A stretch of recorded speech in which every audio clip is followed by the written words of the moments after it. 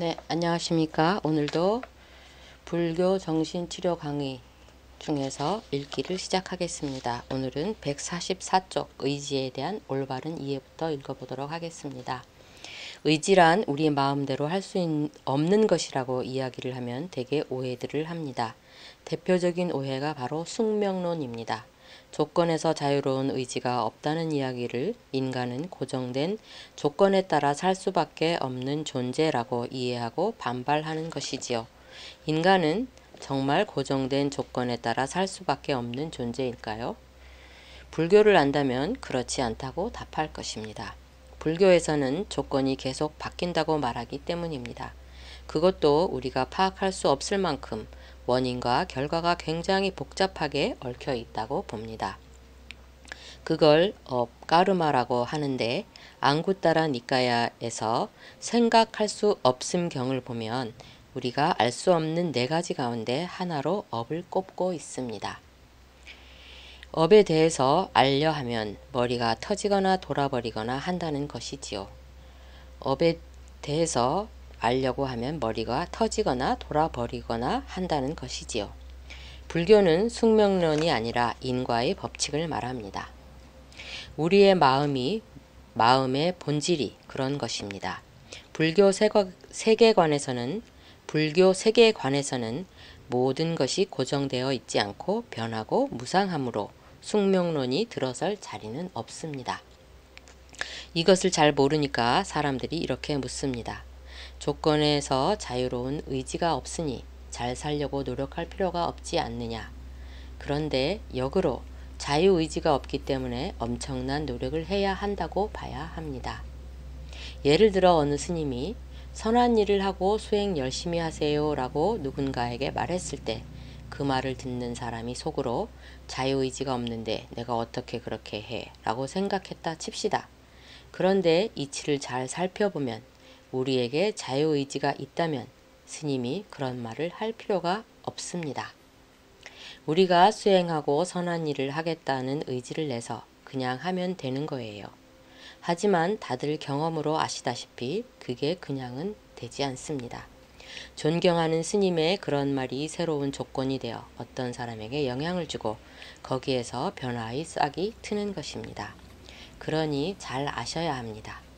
자유의지가 없는 건 조건이 굉장히 중요하다는 뜻이며 좋은 조건을 만들기 위해서 우리가 엄청난 노력을 기울여야 한다는 것을 말이지요.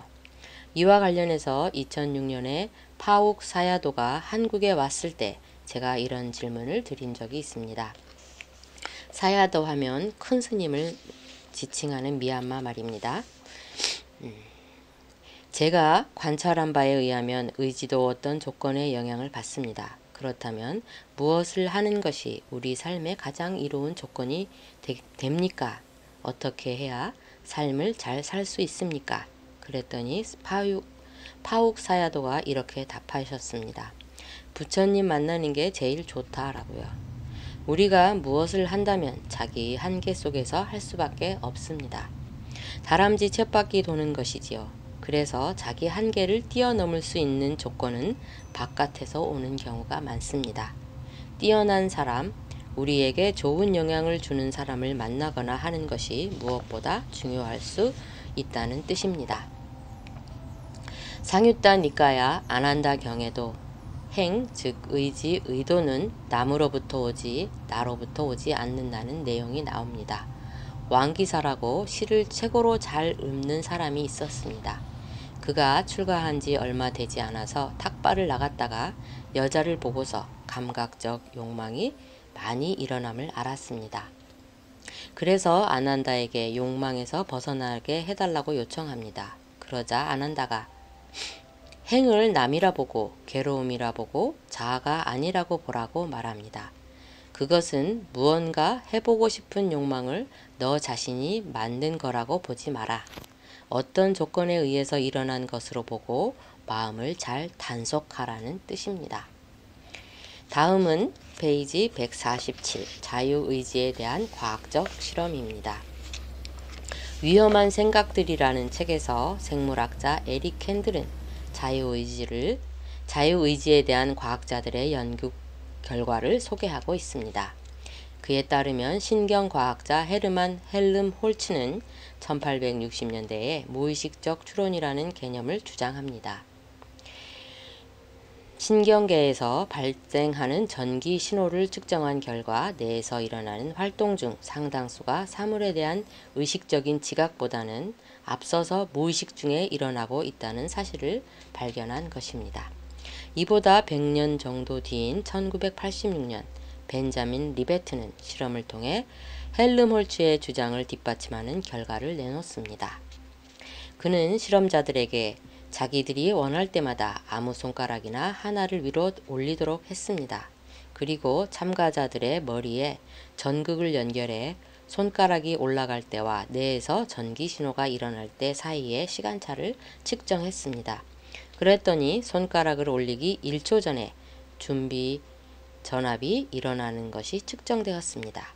이어 그는 참가자가 손가락을 올리겠다고 결정한 시간과 준비 전압이 일어난 시간 사이의 간격을 비교했는데 손가락을 올리겠다고 결정하기 0.5초 전에 준비 전압이 일어났습니다. 이걸 어떻게 해석해야겠습니까? 저는 이 실험이 의지에 대한 불교의 설명을 뒷받침하는 거라고 이해합니다. 어느 조건이 형성되어 손가락을 올리게 되었으며 의식은 그것을 뒤늦게 파악한다는 것이지요. 우리는 자기가 자유롭게 의지를 내어 손가락을 올렸다고 생각하지만 그건 이미 형성된 조건의 결과라는 뜻입니다. 자유의지는 없다라는 책도 참고할 필요가 있습니다. 샘 해리스라는 신경과학자가 쓴 책입니다. 그는 인간에게 자유의지가 있다라는 명제가 성립하려면 인간은 스스로의 사고나 행동을 결정하는 모든 요인을 알고 그걸 다 통제할 수 있어야 한다고 말합니다. 맞는 말이죠. 하지만 그렇지 못하고 있다는 건 우리 모두가 잘 알고 있는 사실입니다. 그는 한 실험을 소개합니다. 실험실 안에는 물, 잡지 등 여러 가지가 있습니다. 피실험자는 머리에 fMRI, 기능적 자기공명 영상 기기를 연결하고 있습니다. 연구자는 실험실 밖에서 fMRI를 통해 전송되는 피실험자의 뇌 영상을 관찰합니다. 그것만으로 연구자는 피실험자가 앞으로 하게 될 행동을 80% 이상의 확률로 맞출 수 있다고 합니다. 말하자면 물먹은 행위와 관련된 뇌 부위가 먼저 활성화되고 나서 참가자가 물을 마시고 읽는 행위와 관련된 뇌 부위가 먼저 활성화된 다음에 참가자가 잡지를 읽는 시기입니다. 우리에게 자유의지가 있다면 이런 뇌의 움직임을 모두 의식하고 통제할 수 있어야 하지만 우리는 그러하지 못합니다. 참 놀라운 이야기이죠.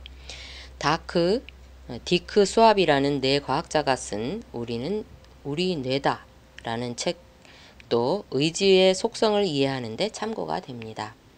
저자는 이 책에서 찰스 다윈의 표현을 빌려서 자유의지는 아름다운 환상이라고 말합니다. 그는 최근의 fMRI 실험에서는 운동 행위를 의식하기 약 7 내지 10초 전에 그 행위를 준비하는 대뇌 피질 부위가 존재함이 관찰되었다고 합니다. 놀랍죠? 약 7초에서 10초 전에 그 행위를 준비하는 대뇌 피질 부위가 존재한다면 굉장히 먼저 되어 있는 것을 알 수 있죠. 이어 한 가지 실험 결과를 소개하는데 그 실험에서는 피실험자에게 컴퓨터 화면에서 불빛이 들어오는 지점을 빠르게 누르라는 과제를 줍니다. 피실험자들이 그 과제를 실행하는 도중 연구자가 자기 자극을 이용해 피실험자의 시각 피질에서의 처리를 방해하면 행동은 실행되지만 피실험자는 화면에 들어온 불빛을 의식하지 못합니다. 의식 없이 행동이 수행되는 것입니다. 이 실험은 자유의지가 환상이라는 주장을 강력하게 뒷받침합니다. 심리학자 빅토르 라먼은 우리가 자유의지를 갖고 있다고 생각하는 이유를 이렇게 설명합니다. 앞에서 살펴본 대로 우리는 뇌에서 먼저 활성화가 이루어진 다음에 어떤 행동을 합니다. 그 행동을 하면 행동을 했다는 정보가 대뇌 피질로 가는데 그 정보를 자기가 한 것으로 처리한다는 거예요. 내가 그 행동을 할 마음을 일으켜 행동을 했다. 따라서 자유의지는 있다. 이렇게 여긴다는 것이죠. 하지만 라먼은 그 나란 여러 자극들을 통합하는 기능을 하는 것으로 뇌 활동의 부산물이라고 파악하고 있습니다. 자유의지는커녕 나라는 것조차 실제가 아니라는 것이죠. 참으로 놀랍습니다.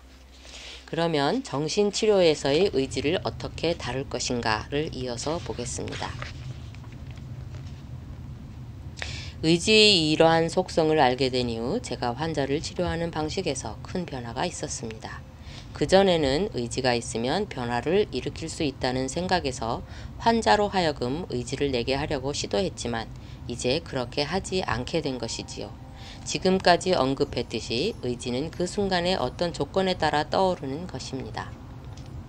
따라서 의지를 한번 냈다 해서 그게 지속된다는 보장이 없습니다. 그리고 환자로 하여금 현 상황을 개선하는 행동을 하게 할 의지를 내는 것이 쉬운 일이 아닙니다. 또 어떻게 해서 의지를 내게 했다 해도 환자가 그 의지대로 행동하느냐는 별개의 문제입니다. 그렇겠죠. 물론 의지를 낸 것이 안 낸 것보다는 낫습니다.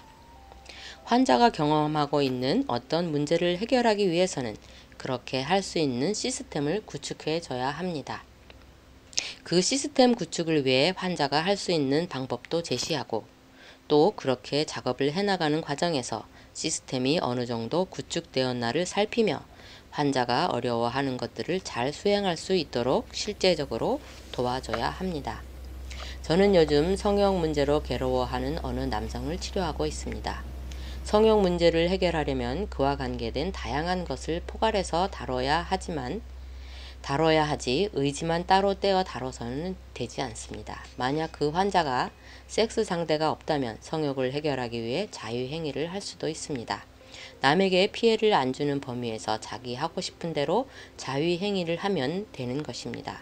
그런데 자유행위를 하기 위해 눈으로 직접 여성을 봐야 한다면 그때부터는 문제가 생겨납니다. 예를 들어 어스름할 때 다른 집의 열린 창문을 통해서 여성을 보며 자유행위를 하는 것은 법적인 문제를 유발할 수 있습니다. 누군가가 보고 경찰에 신고를 하면 법적인 문제가 생길 수 있지요. 환자에게 이런 문제가 생겼다면 그걸 충분히 다룰 필요가 있습니다. 그가 그런 문제에 빠져들게 된 것이 스트레스 때문이라면 스트레스 요인도 다뤄야 하고 성장 과정에서 문제가 있었던 거라면 그것도 다뤄야 합니다. 그런 것들을 모두 포함해서 그 문제와 관계되는 건 전부 다뤄야 합니다. 모든 요인을 정확히 하나하나